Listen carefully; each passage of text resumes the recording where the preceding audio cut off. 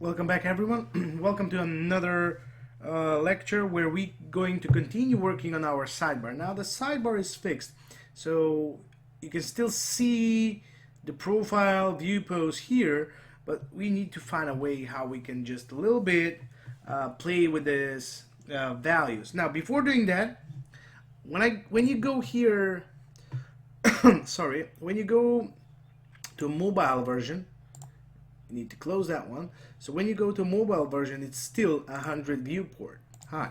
So now what we can just change it to with the media query and say max width to be,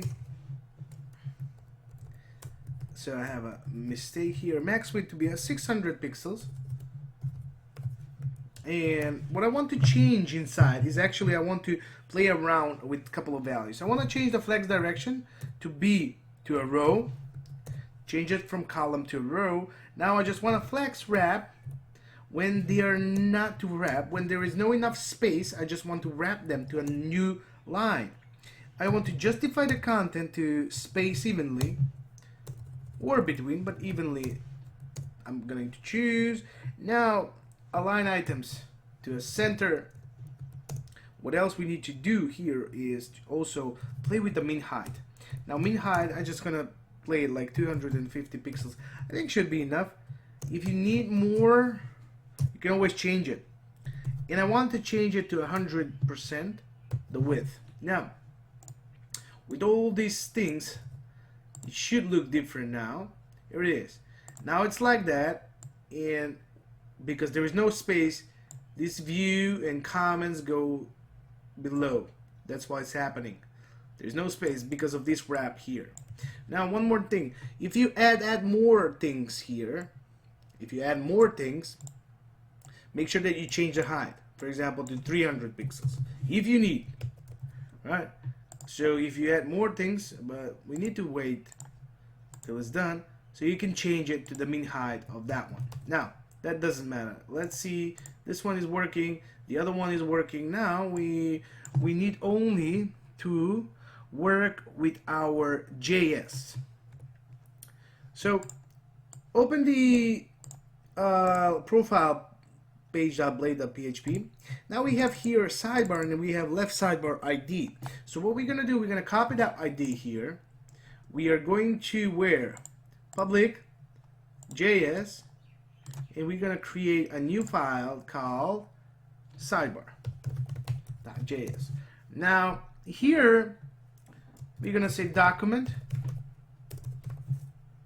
dot ready, in here what was it, function, oops, what's happening, I messed around here, something like that. And so here it's gonna give us an error because the function should be closed. Now nice, everything is done. So I'm gonna get the class sidebar like this, and I'm gonna say mouse over, and I'm gonna create a function here. So mouse over, make sure that you're gonna close this one, and I'm gonna say document dot get element by ID, and sure we do have a ID called left sidebar, right?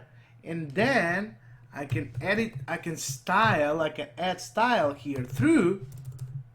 I'm just gonna close this part in order you to see, and I'm gonna manipulate the width, and I'm gonna say equal to 100%.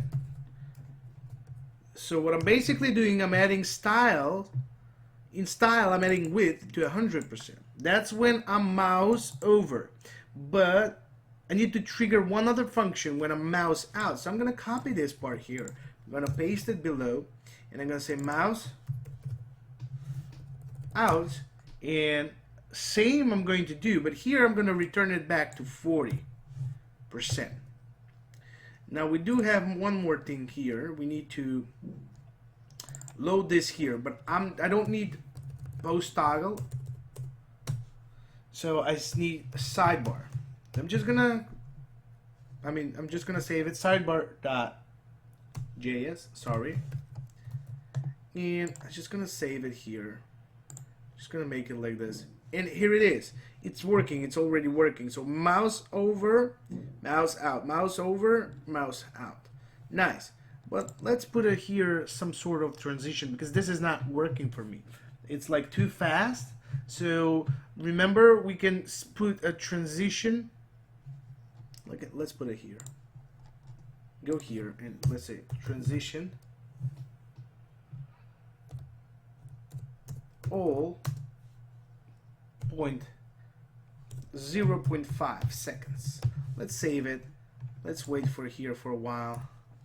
And let's see what's happening now. I'm just gonna refresh, and here it is. Now it's looking more smoother, but we're gonna have a little bit problem here when we are here, and that's what will happen.